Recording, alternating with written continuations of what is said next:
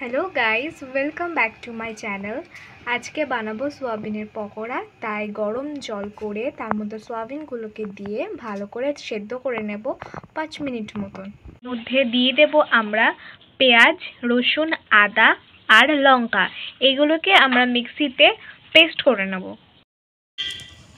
সোয়াবিনগুলোকে সেদ্ধ করার পর আমরা ভালো করে জল ঝরিয়ে নিয়েছি। এবার এগুলোকে আমরা মিক্সির মধ্যে দিয়ে পেস্ট করে নেব।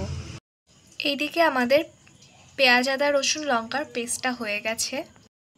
এইরকমভাবে সোয়াবিনগুলোকে আমরা পেস্ট করে নেব। এরকমভাবে বাদবাকি যে সোয়াবিনগুলো আছে সবগুলো এরকমভাবে পেস্ট করে নেব। সমস্ত উপকরণগুলো আমরা ভালোভাবে মিশিয়ে নিয়েছি। এইদিকে আমরা কড়াইতে তেল গরম করতে বসিয়ে দিয়েছি। এরপরে দিয়ে দেব পরিমাণ মতন ময়দা,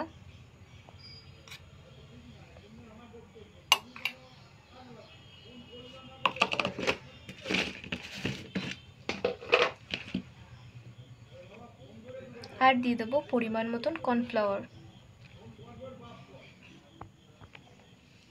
এবার এই মিশ্রণটাকে ভালো করে মিশিয়ে নেব। এর মধ্যে দিয়ে দেবো হলুদ গুঁড়ো আর পরিমাণ মতো লবণ।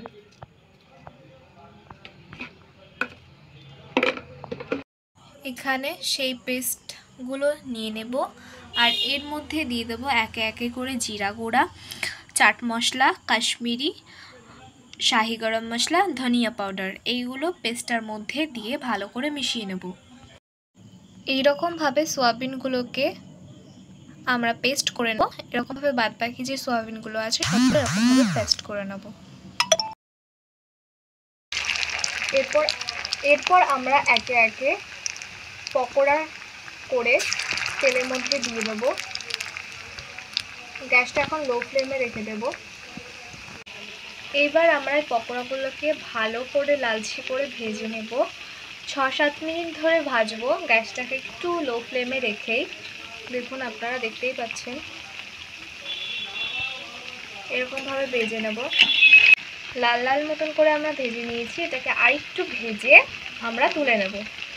এই যে আমাদের সোয়াবিনের পকোড়া তৈরি হয়ে গেছে।